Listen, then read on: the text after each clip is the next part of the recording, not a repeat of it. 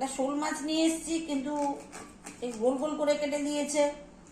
এটা আমি একটু কালিয়া বানাবো, তার জন্য এটাকে ছোট ছোট টুকরো করে নিচ্ছি।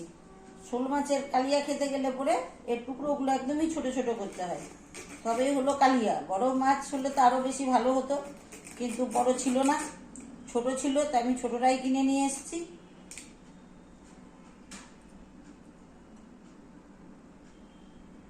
যেমন শোল মূলো খান, ছোট ছোট টুকরো করে।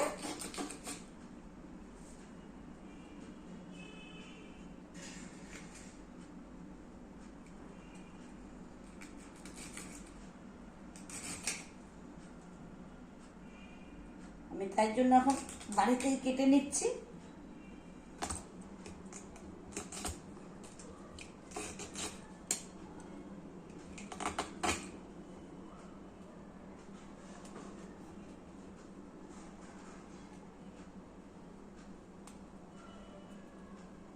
তো ভয়ই লাগছে করতে, হাত কেটে যাবে তখন।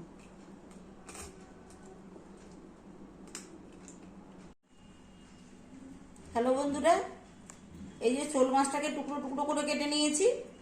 শোল মাছের কালিয়া খেতে গেলে জাস্ট এইভাবেই ছোট ছোট করে টুকরো কেটে কেটে নিতে হয়, তাহলে খেতে ভালো হয়। আর বড় শোল হলে পরে তা আরও বেশি ভালো হতো, কিন্তু একটা মাত্র 500 গ্রামের শোল, এই ছোটই পেয়েছি, তাই ভাবলাম এটাকেই রান্না করি। এখন এর মধ্যে আমি লবণ হলুদ মিলিয়ে নিচ্ছি।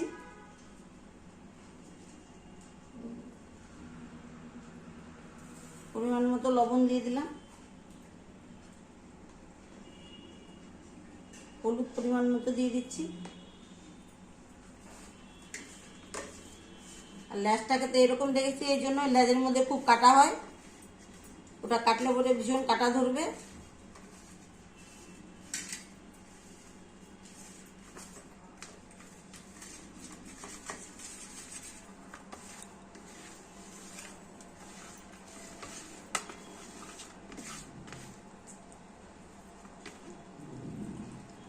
হলুদ লবণ মাখানো হয়ে গেছে, কড়াই ওদিকে গরম করতে দিয়ে দিয়েছি। কড়াইয়ের মধ্যে তেল দিয়ে দেবো।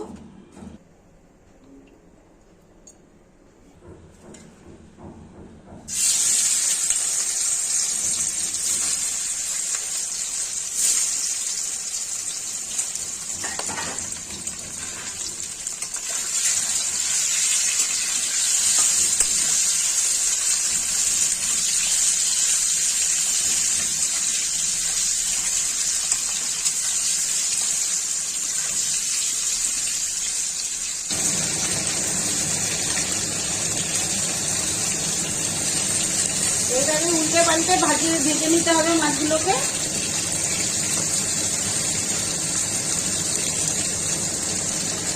খুব সুন্দর করে ভাজা হয়ে গেছে। এর থেকে বেশি কড়া ভাজলে পরে মাছের টেস্ট নষ্ট হয়ে যাবে। এবার আমি মাছগুলোকে তুলে নিচ্ছি।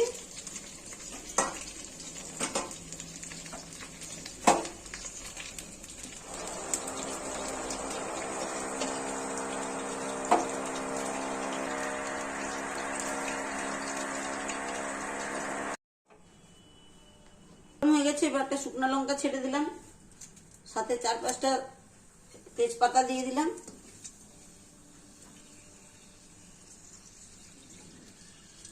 অল্প করে কালো জিরা, পেঁয়াজ বাটাটা দেবো তো, না হলে খুব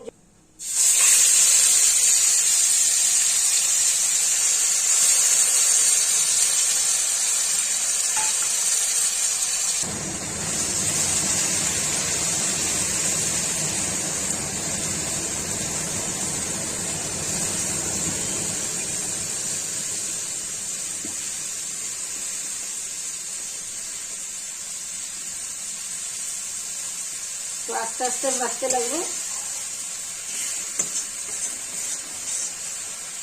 না হলে ফুটতে থাকবে আর এদিকে ছড়াতে থাকবে।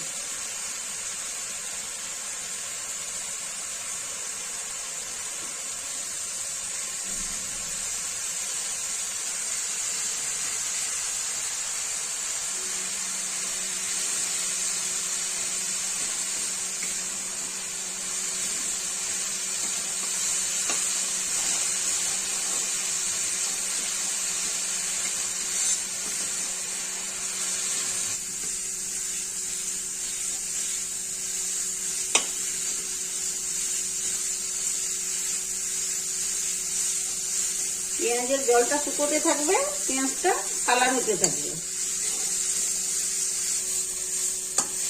মধ্যে তেল আরো লাগবে, যার জন্য আমি এখন তেল দিয়ে দিচ্ছি আর একটু সাইড করে নিচ্ছি।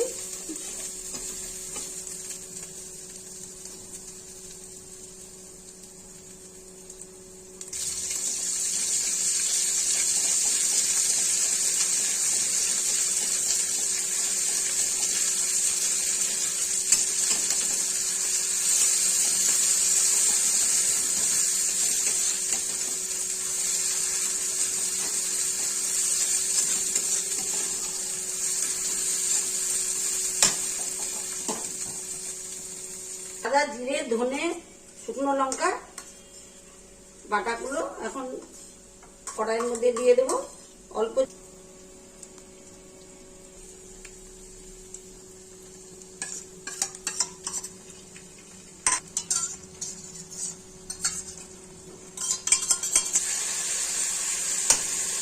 এবার আমি হলুদ দিয়ে দিচ্ছি অল্প করে,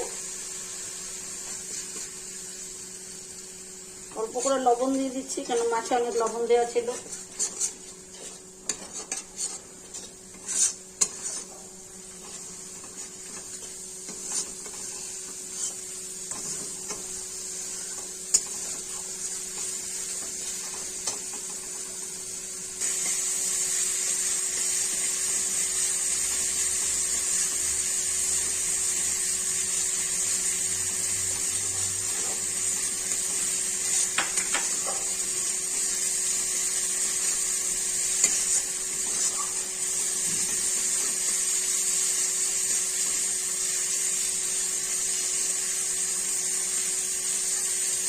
এবার রসুন বাটাটা দিয়ে দিচ্ছি।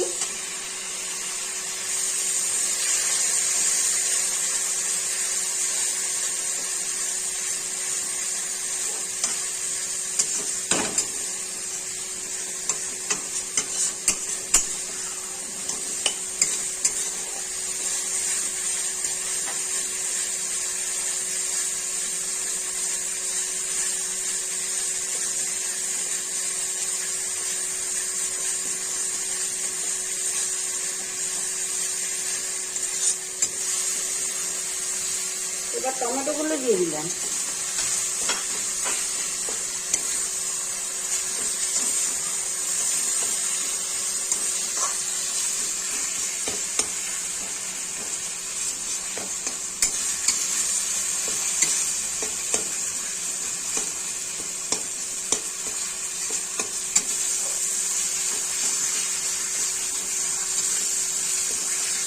এবার কিশমিশগুলো দিয়ে দিচ্ছি।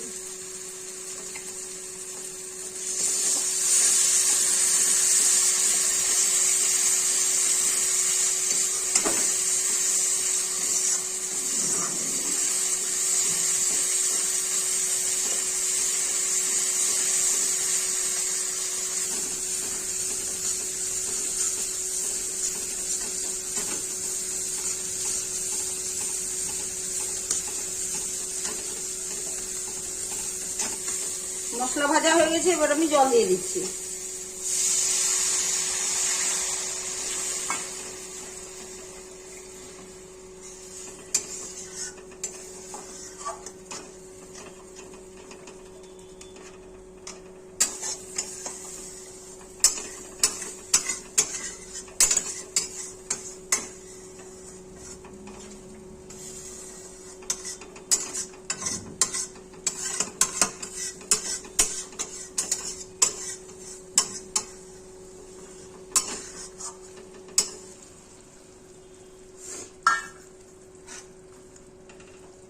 হয়ে গেছে, এবার আমি মাছগুলো ঢেলে দিচ্ছি।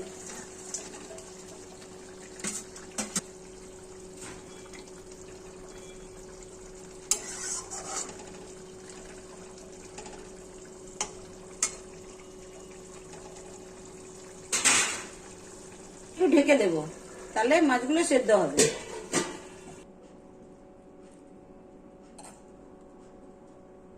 গরম মশলা, এখন এগুলোকে আমি থেতো করে নেব।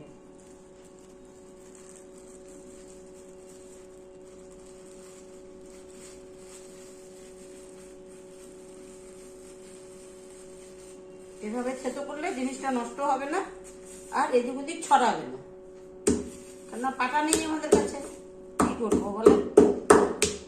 মিক্সিতে পিষে রাখলে 250 পিষে রাখলে পুরো বারবার বোতল খুললে পরেই সেন্ট চলে যায়। একদম ঘরোয়া খাবার তো।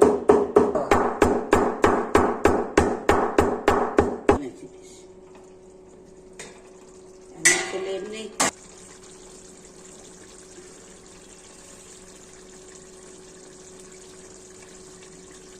আমি এবার অল্প করে গরম মশলার গুঁড়ো ছড়িয়ে দিচ্ছি।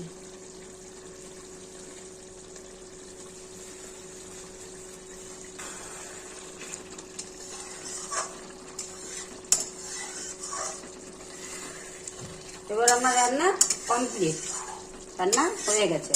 মাছের কালিয়া, শোল মাছের কালিয়া হয়ে গেছে। বড় মাছ হলে তো খুবই সুন্দর হতো, আরো এর থেকেও বেশি ভালো হতো, কিন্তু কি করা যাবে, বড় মাছ পাইনি। যদি কোনোদিন আবার বড় মাছ পাই তাহলে অবশ্যই করে আবার ভালো করে দেখাবো। রান্না হয়ে গেছে, নামিয়ে দিচ্ছি।